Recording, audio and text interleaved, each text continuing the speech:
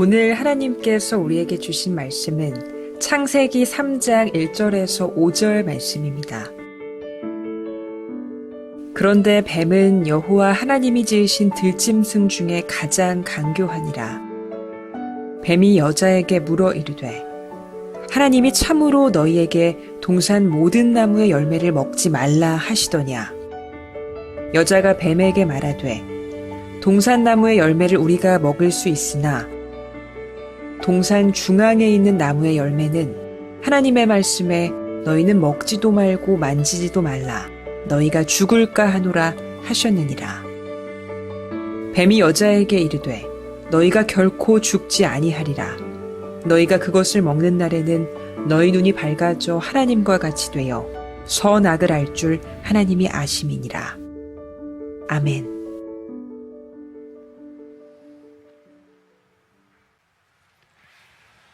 자, 우리가 사는 세상에는 참 안타깝고 슬픈 사건들이 많이 있습니다.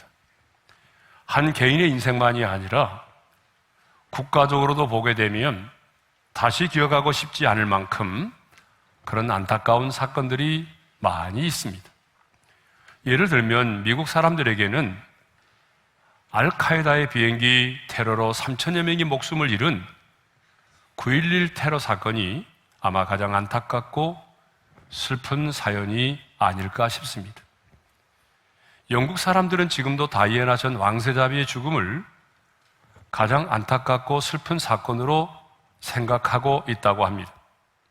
자, 우리나라도 보게 되면 한일 합방으로 대한제국의 주권을 일본에 빼앗긴 1910년 8월 29일은 우리 민족에게는 결코 잊혀질 수 없는 통한의 날이기도 합니다.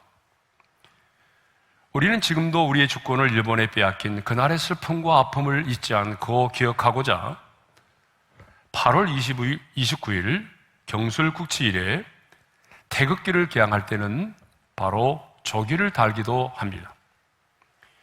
이렇게 한 국가와 우리의 인생에도 결코 일어나서는 안 되는 안타깝고도 슬픈 사건들이 있습니다.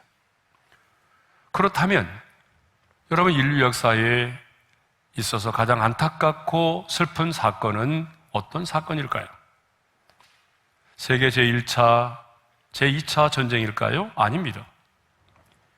인류 역사에 있어서 가장 안타깝고 가장 슬픈 사건은 바로 에덴 동산에서 아담과 하와가 범죄하여 타락함으로 마침내 에덴 동산에서 쫓겨난 사건입니다.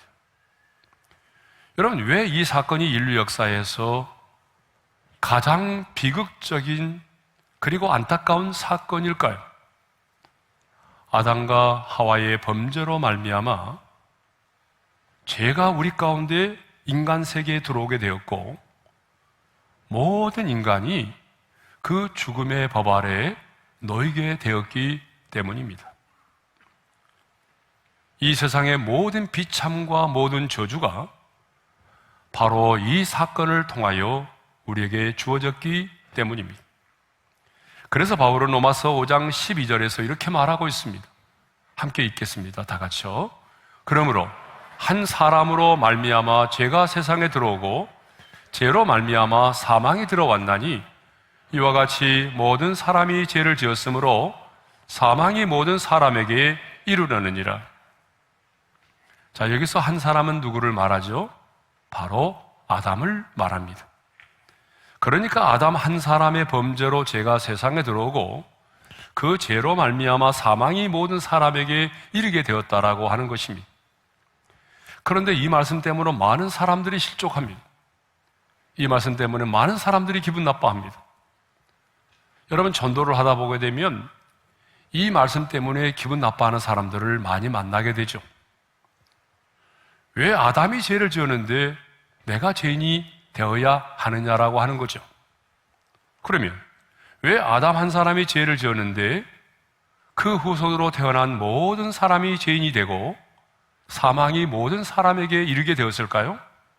그것은 아담이 장차 이 세상에 태어날 모든 사람을 대표한 사람으로서 죄를 지었기 때문입니다. 이것을 우리는 대표성의 원리라고 말합니다. 영적인 세계는 시간과 공간을 초월합니다.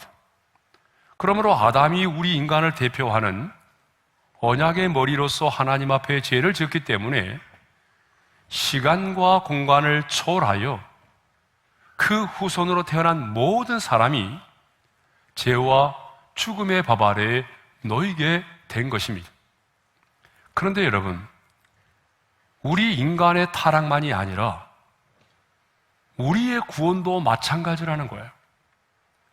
만일에 인간의 타락만이 대표성의 원리에 따라서 우리 모두가 죄인이 됐다고 한다면 우리에게는 이 사건이 영원한 저주일 수밖에 없지만 저와 여러분의 구원 역시 이 대표성의 원리를 따라서 이루어졌기 때문에 우리에게는 이 사건이 또한 은혜일 수 있다라고 하는 것입니다. 그래서 로마서 5장 6절에 보게 되면 이렇게 말하고 있어요. 다 같이요. 우리가 아직 연약할 때에 기약대로 그리스도께서 경건치 않은 자를 위하여 죽으셨도다. 여러분, 그 다음 8절의 말씀을 읽겠어요. 다 같이요. 우리가 아직 죄인 되었을 때에 그리스도께서 우리를 위하여 죽으심으로 하나님께서 우리에 대한 자기의 사랑을 확증하셨느니라. 여러분, 10절의 말씀도 있겠어요. 다 같이요. 우리가 원수 되었을 때에 그의 아들의 죽으심으로 말미암아 하나님과 화목하게 되었은즉, 여러분, 여기 계속되는 우리라고 하는 말 속에는 저와 여러분이 포함될까요? 포함되지 않을까요? 당연히 포함되죠. 그러니까 저와 여러분을 위해서 우리 주님이 2000년 전에 인간의 몸을 입고 이 땅에 오셔 죽으심으로 말미암아 저와 여러분의 죄값을 지불하시고 그리고 하나님과 화목하게 하셨다라고 하는 것입니다. 그러므로 누구든지 예수를 믿기만 하면 시간과 공간을 초월하여 죄 사함을 얻고 영생을 얻게 되는 것입니다. 다시 말하면 우리 인간의 가장 근본적인 두 가지 문제, 죄와 죽음의 문제를 해결받게 되는 것입니다.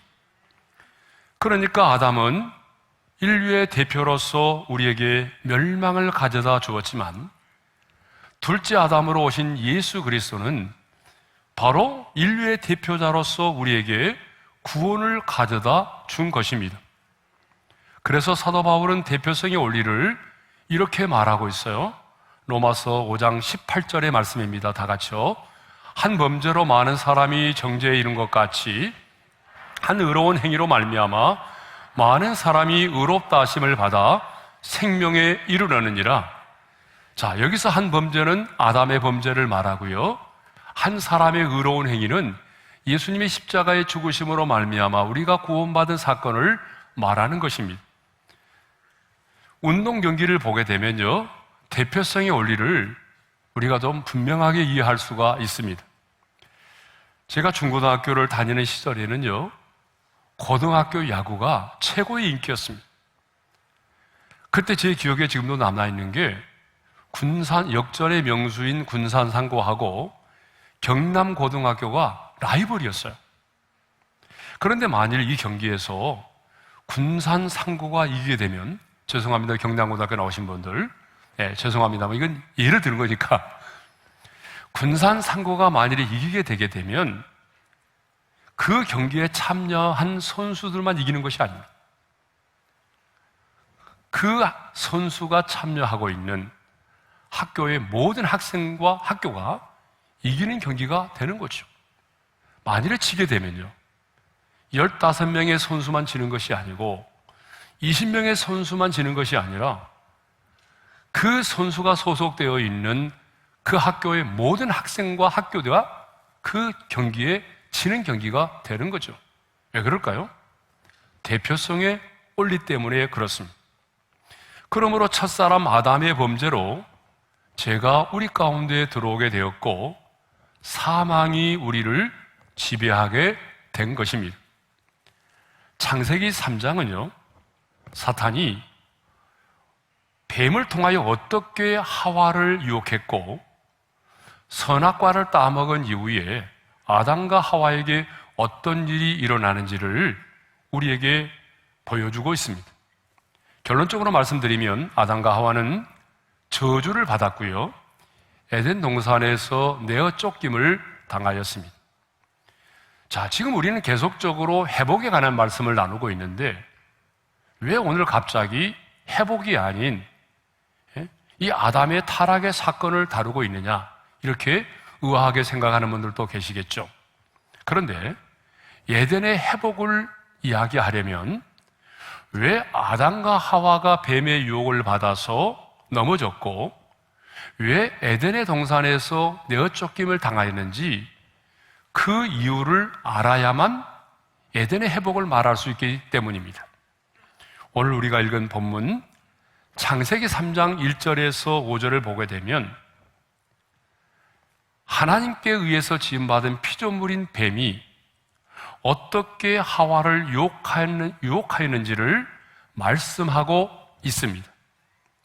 하지만 창세기 3장에는요, 사탄이 직접 언급되고 있지 않아요.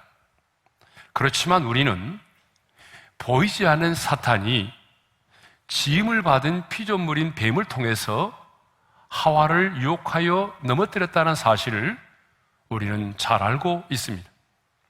그러므로 우리는 첫사람 아담과 하와의 타락을 알려면 먼저 뭘 알아야 될까요? 사탄의 전략을 알아야 한다는 것입니다. 그래서 오늘 제목이 뭐예요? 사탄의 전략을 알라입니다.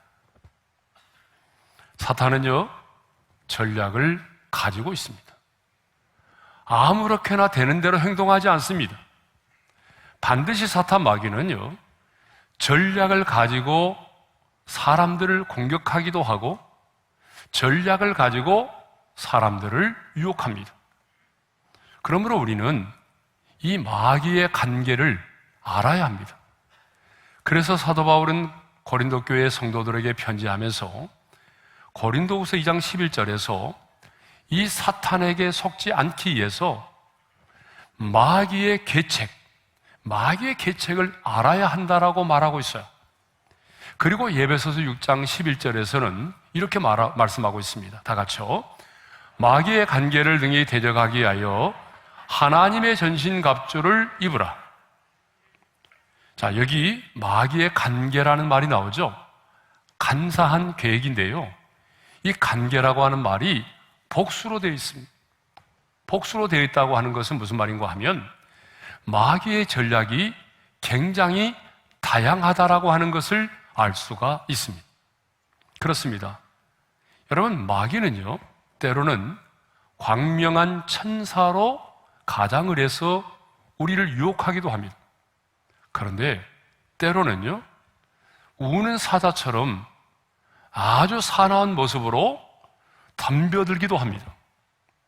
때로는요, 그 사람이 가지고 있는 그 장점을 이용하여 넘어뜨리기도 하고, 때로는 그 사람이 가지고 있는 약점을 최고로 이용해서 그 사람을 유혹하기도 합니다.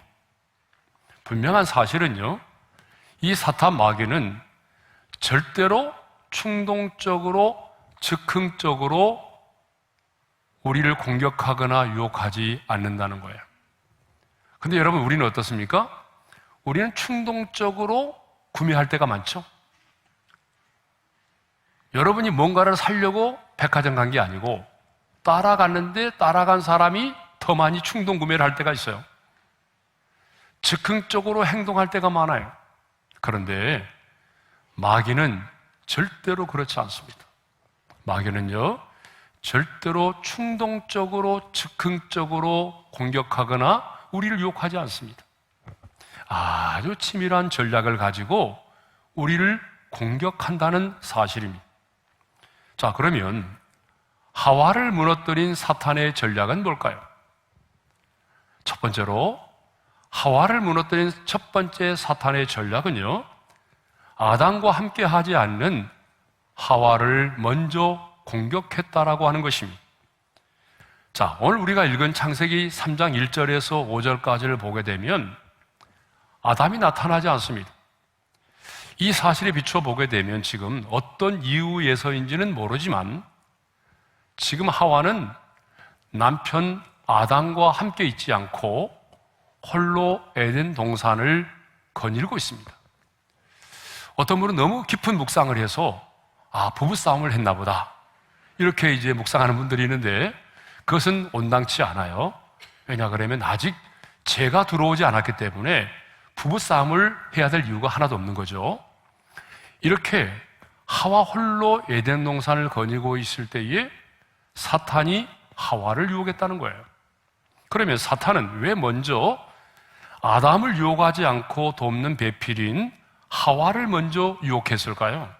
그것은 하와가 유혹에 더 약한 존재였기 때문이라는 거예요. 이제 이렇게 말하면 많은 여성분들이 기분 나빠하겠죠.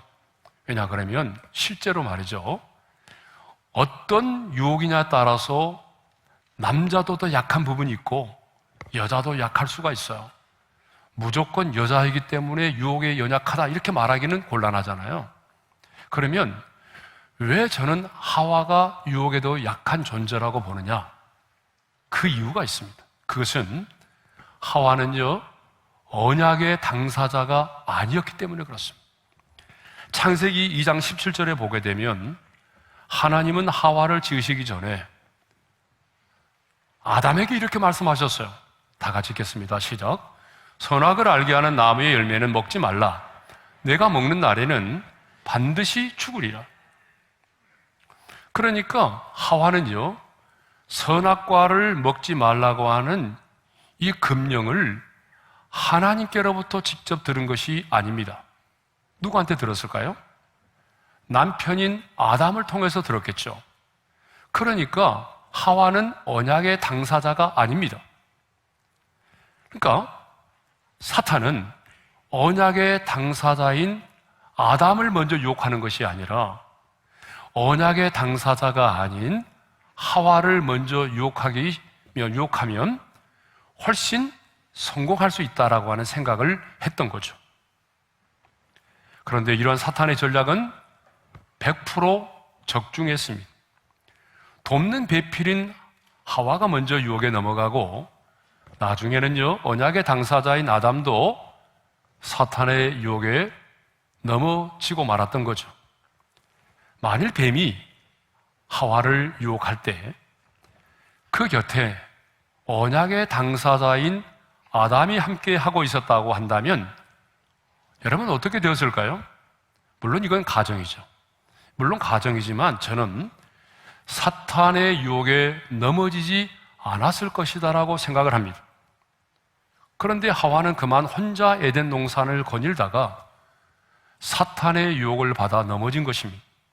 사랑하는 성도 여러분, 우리는 연약합니다. 하와는 제가 지금 무엇인지도 모르는 상황 속에서도 유혹을 받아 넘어졌는데 우리는 하와보다 훨씬 더 어때요? 연약한 존재들입니다.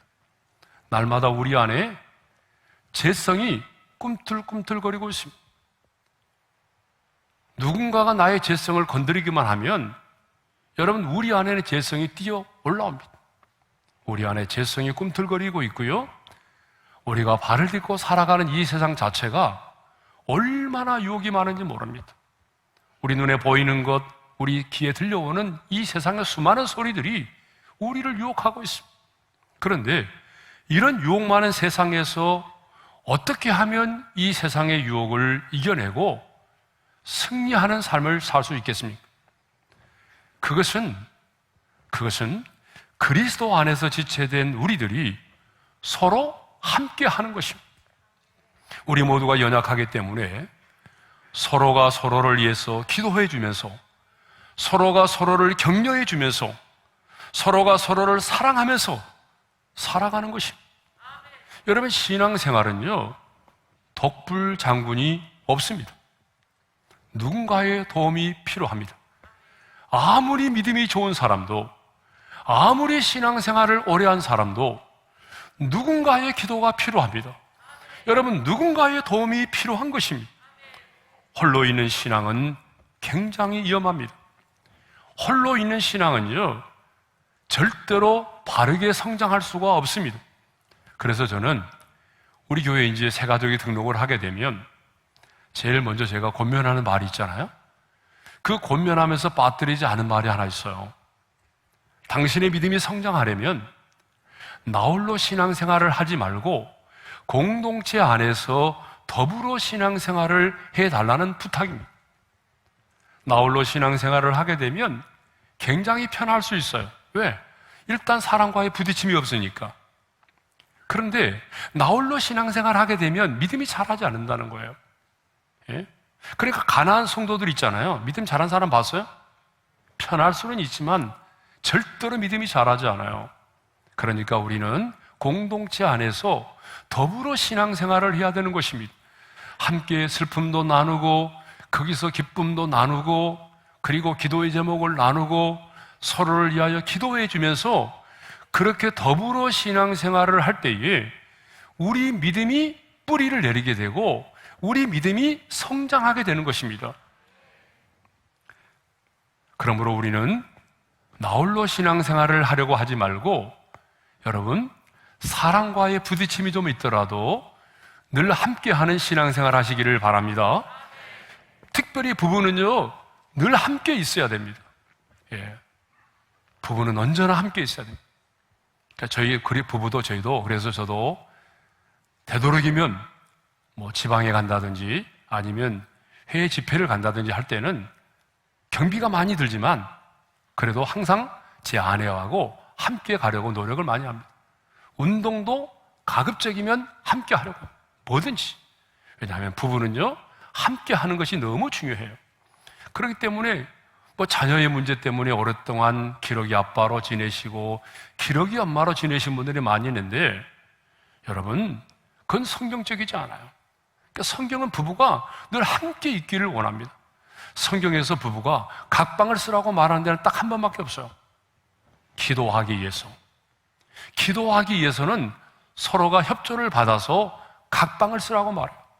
그러기 전에는 부부는 언제나 함께 있어야 된다는 것입니다. 하나님은요, 부부만이 아니라 그리스도 안에서 지체된 저와 여러분들이 언제나 나홀로 신앙생활을 하는 것이 아니라 서로를 위하여 기도해주며 서로 사랑하며 격려하면서 살기를 원합니다. 성도의 교제가 얼마나 중요한지 모릅니다. 얼마나 여러분 중요했으면 우리가 사도신경으로 신앙을 고백할 때마다 성도가 서로 교통하는 것을 믿는다라고 고백하겠습니까? 분명히 우리의 공동체 안에는요 하와처럼 연약한 지체들이 있습니다. 예수를 믿고 있지만 아직도 하나님을 인격적으로 만나지 못하고 세상에 발을 들여놓고 세상에 그 재미에 취하면서 살아가는 사람들이 있습니다. 우리들 주변에는 예수를 믿지만 아직도 하나님을 인격적으로 만나지 못하고 세상 재미로 살아가는 사람들이 많습니다. 말씀도 보게 되면 우리에게 축복이 되는 말씀은 아멘으로 받아들이지만 우리에게 좀 단단한 말씀, 그 단단한 말씀은 먹지 못하는 연약한 지체들이 있습니다.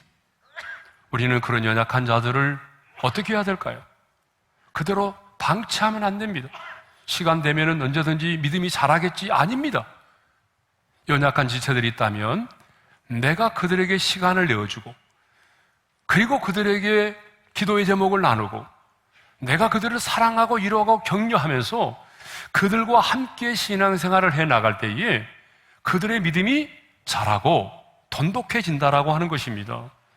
우리에게는 서로의 도움이 필요합니다.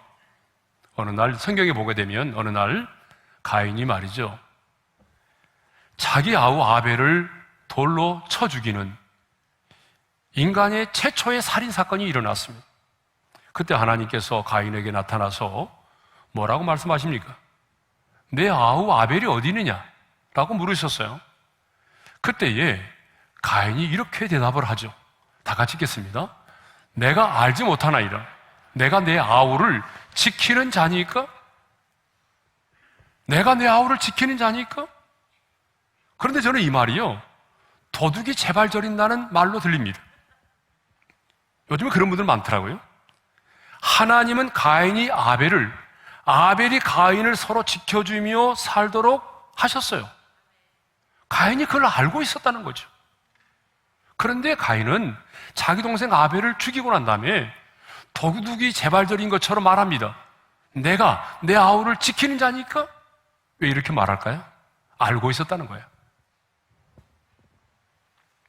사랑하는 성도 여러분, 우리가 이 세상을 살아가면서 세상의 유혹을 이기고 정말 주님을 닮아가는 삶을 살기를 원한다면, 내 믿음이 성장하기를 원한다면 나 홀로 신앙생활 하지 말고 연약한 지체들일지라도 함께 더불어 신앙생활 할 수 있기를 주님의 이름으로 축원합니다. 여러분, 부부가 언제나 함께 할 수 있기를 원합니다. 성도의 교제를 힘쓰시기를 바랍니다. 시간의 희생이 따르더라도 지금은 잘 모이지 못하고 있지만 여러분, 순모임, 목장 모임, 이 소그룹 공동체가 너무 중요합니다. 예? 이 소그룹 공동체가 너무 중요한 거예요. 그러니까 아직까지 소그룹에 참여하지 않은 분들은 오늘 이 설교를 듣고 난 다음에 나도 이 소그룹에 참여해야 되겠구나. 예? 소그룹에 참여해서 서로 기쁨을 나누고 슬픔을 나누고 기도의 제목을 나누면서 더불어 신앙생활 할 때에 우리 믿음이 자라게 되고, 내 믿음만 자라게 되는 것이 아니라 사탄의 공격을 이겨낼 수 있다라고 하는 것입니다.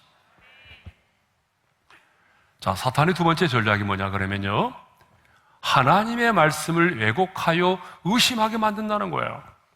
자, 우리 1절 하반절의 말씀을 읽겠어요. 다 같이요. 뱀이 여자에게 물어 이르되 하나님이 참으로 너희에게 동산 모든 나무의 열매를 먹지 말라 하시더냐. 여러분, 뱀이 여자에게 묻는 말을 잘 들어보시기 바랍니다. 뭐라고 말합니까? 하나님이 참으로 너희에게 동산 모든 나무의 열매를 먹지 말라 하시더냐. 여기서 중요한 게 뭐예요? 참으로라는 말이에요. 여러분, 이 참으로라고 하는 말 속에는 어떤 의미가 들어있을까요? 정말 그랬느냐? 정말 하나님이 그렇게 말씀하시더냐? 정말 그렇게 하나님이 말씀하셨다면 그 하나님은 나쁜 하나님이야. 하나님을 불신하게 만드는 그런 의미가 내포되어 있는 거죠. 사탄은 이미 알고 있었어요. 하나님께서 아담과 하와에게 에덴 동산의 모든 과일은 임의로 먹되 이 선악과만을 먹어서는 안 된다라고 하는 것을 알고 있었거든요. 그럼에도 불구하고 하나님의 말씀을 불신하도록 하기 위해서 참으로라는 표현을 사용하면서까지 하와를 유혹했던 것입니다. 다음엔요, 하나님의 말씀을 왜곡하여 거짓으로 하와를 유혹했습니다. 4절의 말씀을 읽겠습니다. 다 같이요. 뱀이 여자에게 이르되 너희가 결코 죽지 아니하리라. 여러분, 우리가 방금 전에 읽었잖아요. 창세기 2장 17절에 보게 되면 이렇게 되어 있습니다. 선악을 알게 하는 나무의 열매는 먹지 말라. 내가 먹는 날에는 어떻게 된다고요? 반드시 죽으리라 그랬어요. 하나님은 반드시 죽으리라고 그랬는데 사탄은 지금 하와에게 뭐라고 말합니까? 죽을까 하노라. 결코 죽지 않는다는 거예요. 하나님은 반드시 죽으리라고 그랬는데 결코 죽지 아니하리라. 더 나아가서 5절을 보게 되면 이렇게 말합니다. 다 같이요. 너희가 그것을 먹는 날에는 너희 눈이 밝아져서 하나님과 같이 되어 선악을 알 줄 하나님이 아심이니라. 내가 이 선악과를 딱 먹게 되면 눈이 밝아져서 하나님과 같이 되어 선악을 분별하게 된다는 거예요. 그런데 여러분, 그렇게 되었습니까? 아니잖아요. 선악과를 딱 따먹는 순간에 눈이 밝아졌어요. 하나님과 같이 된 것이 아니라 눈이 밝아져서 자기의 수치와 부끄러움만을 보게 되었던 것입니다. 이렇게 사탄은 하나님의 말씀을 왜곡시키고 하나님의 말씀을 불신하게 합니다. 그렇게 해서 우리를 유혹하고 넘어뜨리는 거예요. 그러면 여러분, 사탄의 이 전략은 지금도 계속 사용되고 있습니다. 사탄은 지금도요, 끊임없이 우리에게 하나님의 말씀을 의심하게 만들어요. 왜곡시켜요. 그래서 하나님을 믿지 못하게 만드는 거거든요. 여러분, 그 대표적인 게 뭐냐 그러면 인터넷에 들어가 보게 되면 유튜브에 올라있는 수많은 동영상들입니다. 그 수많은 동영상들 보게 되면요, 인본주의적인 신앙으로 가득 차 있는, 그래서 하나님의 말씀을 왜곡시키는 내용들이 너무나 많아요. 저는 가끔 그런 영상을 보면서 이거 우리 성도들이 보면 안 되는데 봤을까? 근데 진짜 만나서 얘기해보면 보았던 분들이 너무 많은 거예요. 11조에 관한 잘못된 것들을 가르치는 내용들이 너무나 많아요. 뿐만 아니라 교회론에 관한 잘못된 인본주의적인 사고로 가득 찬 잘못된 것들을 심어주는 내용들이 너무나 많은 거예요. 그런데 놀랍게도 성도들은 강단에서 선포되는 목사의 말을 믿는 것보다는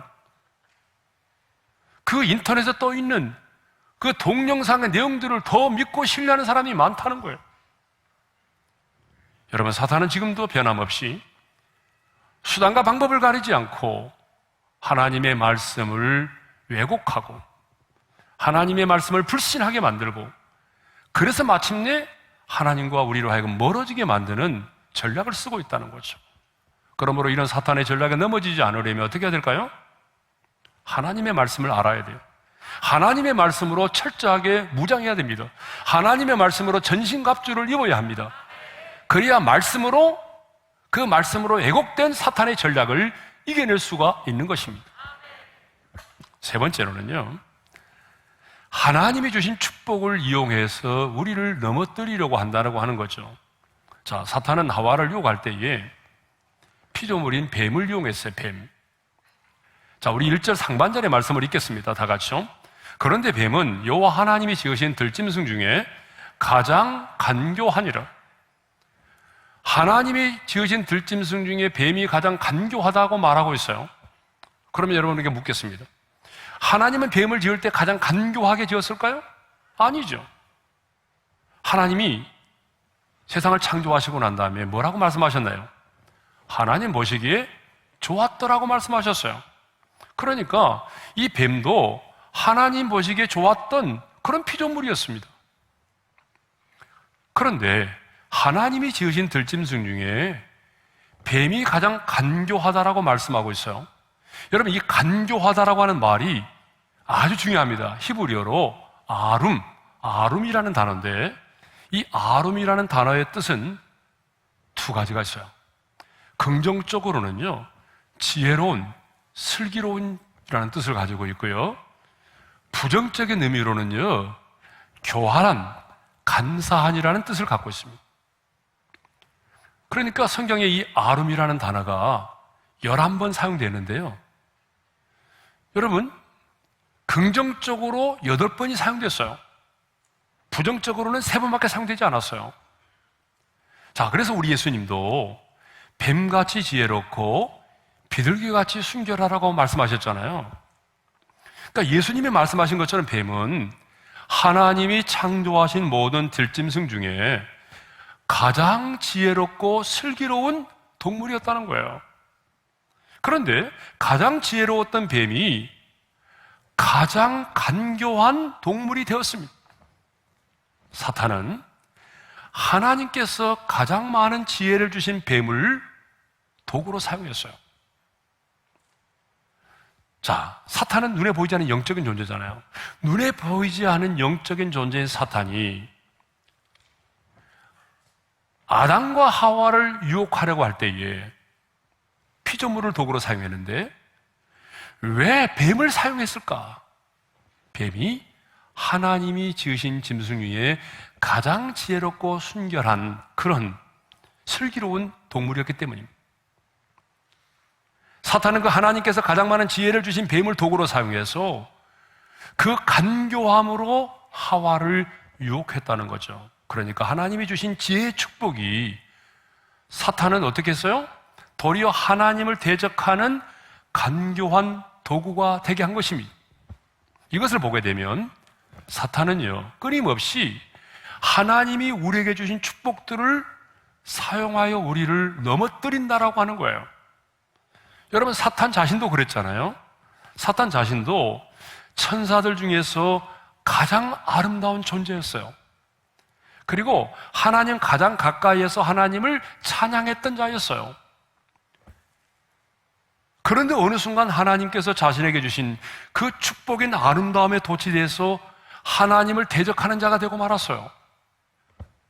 솔로몬도 보게 되면 하나님께서 주신 축복을 바르게 사용하지 못하고 넘어졌잖아요. 하나님께서 남다른 지혜를 주었는데 그 지혜를 바르게 사용하지 않고 이방 나라의 여인들과 정략적인 결혼을 했잖아요.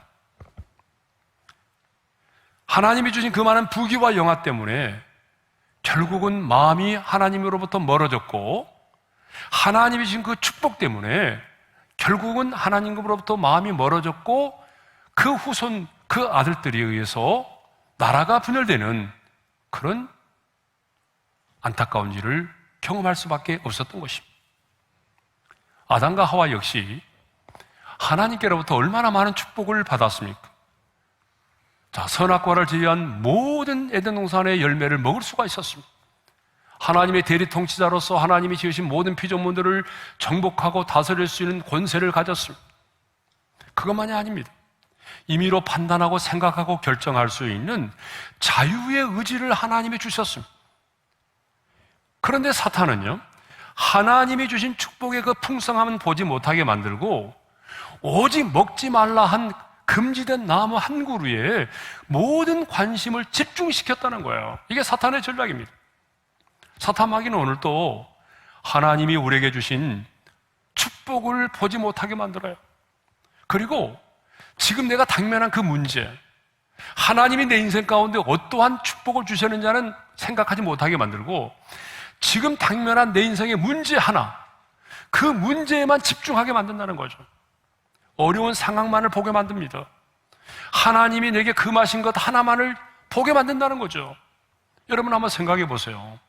하나님께서 저와 여러분의 인생에 베풀어 주신 은혜와 축복이 얼마나 많습니까? 하나님께서 우리에게 금보다 귀한 믿음을 주셨습니다. 하나님의 자녀된 권세를 주셨습니다. 영생을 주셨습니다. 그것만이 아닙니다. 우리에게 이 땅을 살아가는데 우리에게 필요한 달란트를 주셨어요. 우리에게 가정을 주셨습니다. 신앙생활할 수 있는 아름다운 교회를 주셨습니다. 우리에게 직장을 주셨고 자녀를 주셨습니다. 하나님께서 우리에게 너무나 많은 것들을 주셨어요. 그런데 마귀는요, 하나님이 우리 인생 가운데 베풀어 주신 그 많은 은혜와 축복들은 헤아리지 못하게 만든다는 거예요. 지금 내가 당면한 그 인생의 문제, 지금 당면한 내 인생의 어떤 질병, 내 자녀의 문제, 그 하나에만 집중하게 만든다는 거죠. 그래서 하나님이 주신 축복을 보지 못하게 만들고 도리어 그 축복 때문에 하나님을 불평하게 만드는 경우가 있어요. 사탄은 오늘 또 잃어버린 물질만을 보게 합니다. 실추된 내 자존심만을 생각하게 만듭니다. 그래서 결국 하나님이 주신 그 축복들을 도구로 사용해서 우리를 넘어뜨리려고 한다는 거죠. 저는 목회를 하면서 고난 때문에 넘어진 사람도 보긴 보았어요. 그러나 고난 때문에 넘어진 사람은 많지가 않아요. 더 많은 사람들은 고난 때문이 아니라 하나님이 내 인생 가운데 베풀어 주신 그 축복 때문에 넘어지고 하나님을 떠난 사람은 무수히 많습니다. 그러니까 여러분, 고난이 더 문제가 아니에요. 따지고 보게 되면 하나님께서 우리 인생 가운데 베풀어 주신 그 축복 때문에 하나님과 등지고 하나님과 멀어지고 사탄의 유혹에 넘어진 사람들이 더 많다는 거예요. 그러면 하나님께서 우리 인생 가운데 베풀어 주신 그 축복 때문에 내가 사탄의 유혹에 넘어지지 않고 하나님의 그 축복을 축복이 되게 하려면 어떻게 해야 될까요? 여러분, 간단합니다. 어떤 상황 속에서도, 이해할 수 없는 상황 속에서도 하나님이 내게 주신 축복들을 헤아려 보는 것입니다. 내가 잃어버린 것이 많아도요, 내가 하나님의 보좌 앞에 무릎 꿇어 기도하면서 생각해 보면 내가 잃어버린 것보다 여전히 내가 가지고 있는 것이, 내가 받은 것들이 더 많다는 사실입니다.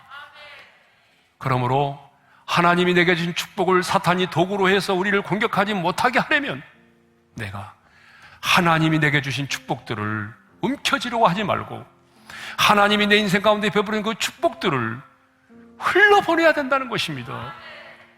흘러보내지 않기 때문에 내가 그 탐욕의 지배를 받게 되는 것이고 그 때문에 넘어지는 거예요. 또한 하나님이 내게 주신 축복 때문에 내가 넘어지지 않으려면 이해할 수 없는 상황이 올지라도 감사하고 찬양할 수 있어야 된다라고 하는 거죠. 내가 감사하고 찬양한다는 것은 그것을 내가 당연한 것으로 받아들이지 않는다는 증거입니다. 주님, 당연하지 않습니다. 하나님의 은혜입니다. 그래서 여러분, 인생을 살다 보게 되면 이해할 수 없는 일이 많지만 이해할 수 없는 상황 가운데서라도 여러분, 감사하며 찬송하며 순종하며 살아가시기를 바랍니다. 그래서 우리가 이 찬양을 함께 부르겠습니다. 주님과 함께하는 이 고요한 시간, 주님과 함께하는 이 고요한 시간, 주님의 보좌 앞에 내 마음을 쏟네.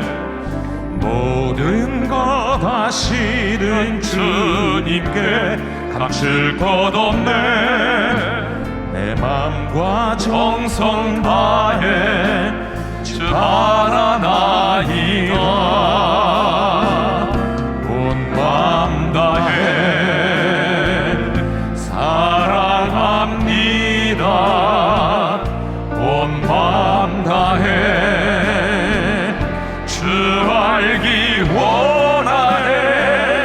내 모든 삶 당신 것이니 주만 섬기 온 맘 다해. 나 염려하잖아도 내 쓸 것 아시니. 나 오직 주의 얼굴 구하게 하소서. 다 이해할 수 없을 때라도 감사하여 날마다 순종하며 주 따르오리다. 온 맘 다해 사랑합니다. 온 맘 다해 주 알기 원하네. 내 모든 삶 당신 것이니 주만 섬기 온 맘 다해. 자, 우리 한번 기도하겠습니다. 오늘은 우리 인류 역사의 가장 안타깝고 슬픈 사건을 생각했습니다. 첫사람 아담과 하와가 뱀의 유혹에 넘어졌다는 거죠. 왜 넘어졌습니까? 사탄의 전략을 몰라서요. 사탄의 전략은 아담과 함께 하지 않고 하와가 홀로 있을 때 유혹했어요. 여러분, 나 홀로 신앙생활 하려고 하지 마십시오. 언제나 그리스도 안에서 지체된 자들과 함께 신앙생활 하십시오. 나 홀로 신앙생활은 믿음이 자라지 않아요. 우리는 서로를 지켜주는 자입니다. 부부도 언제나 함께 해야 됩니다. 사탄은 하나님의 말씀을 왜곡하고 의심하게 만들고, 그래서 하나님으로부터 멀어지게 만드는 거죠. 이 사탄의 전략은 지금도 계속되고 있습니다. 하나님의 말씀을 가까이 하시고 하나님의 말씀으로 전신갑주를 입고 말씀으로 사탄의 전략을 이겨낼 수 있기를 바랍니다. 끊임없이 사탄이 지금도 우리들 주변을 맴돌면서 인터넷에 떠도는 수많은 동영상들을 가지고 오늘 또 우리를 공격하고 우리를 넘어뜨리려고 하고 있는 것입니다. 사탄은 하나님이 주신 축복들을 도구로 우리를 넘어뜨리려고 합니다. 하나님이 여러분의 인생에 주신 것들이 훨씬 많습니다. 아무리 많은 것을 잃어버렸어도, 여러분 인생이 아무리 힘들고 어려워도 하나님이 여러분의 인생 가운데 주신 것이 훨씬 많아요. 그런데 사탄은 하나님이 여러분의 인생 가운데 주신 것보다는 지금 내 인생 가운데 부족한 것, 내가 당면한 인생의 그 문제, 그것에 집중하게 만든다는 거죠. 그러므로 하나님이 여러분이 주신 축복을 가지고 사탄이 여러분을 넘어뜨리려고 할 때는 여러분이 움켜쥐는 인생을 살지 말고 흘려보내십시오. 이해할 수 없는 상황 속에서도 찬송하고 감사하십시오. 그러면 여러분 사탄의 전략을 이겨낼 수가 있습니다. 오늘 주신 말씀을 마음에 새기면서 우리 작은 목소리로 함께 기도하며 나가겠습니다. 하나님 아버지 감사합니다. 오늘도 우리에게 사탄의 전략에 대해서 가르쳐 주신 것을 감사합니다. 이제 사탄의 전략을 알았사오니 나 홀로 신앙생활 하려고 하지 말게 도와주시고 공동체 안에서 더불어 신앙생활을 할 수 있기를 원합니다. 부부가 할 수만 있으면 함께 할 수 있기를 원합니다. 서로를 위하여 격려하고 서로를 위하여 기도해 주면서 성도의 교제를 힘쓰면서 우리의 신앙생활을 잘 할 수 있도록 도와주시고 사탄의 유혹을 이겨낼 수 있도록 도와주십시오. 하나님의 말씀을 가까이 하게 하시고 하나님의 말씀으로 무장하여 하나님 말씀을 가지고 나를 말씀으로 애곡하며 하나님을 불신하게 만드는 사탄의 전략을 이겨내게 하여 주시옵소서. 우리 아버지 하나님, 하나님이 내게 주신 그 축복들을 통해서 사탄이 우리를 넘어뜨리려고 할 때가 참 많이 있사오니 하나님이 내게 주신 그 축복들을 헤아리게 도와주시고 지금 내게 없는 것, 자존심이 상한 내 자존심만을 생각하지 말게 해 도와주시고 언제나 하나님이 내게 주신 것들을 헤아리게 하시며 이해할 수 없는 상황 속에서도 감사하며 찬양할 수 있는 하나님의 사람들이 될 수 있도록 우리에게 은혜를 베풀어 주시옵소서. 그래서 사탄의 전략을 알았기에 이제는 함께하는 신앙과 하나님의 말씀과 그리고 감사와 찬양을 통해서 하나님 사탄의 전략을 물리치고 승리하는 우리 올인의 모든 성도들이 될 수 있도록 은총을 베풀어 주시옵소서. 이제는 우리 주 예수 그리스도의 은혜와 하나님 아버지의 영원한 그 사랑하심과 성령님의 감동, 감화, 교통, 인도하심이 사탄의 전략을 알았기에 함께하는 신앙과 하나님의 말씀으로 무장되고 이해할 수 없는 상황 속에서도 감사하고 하나님을 찬양함으로 마귀의 관계를 능히 이겨내고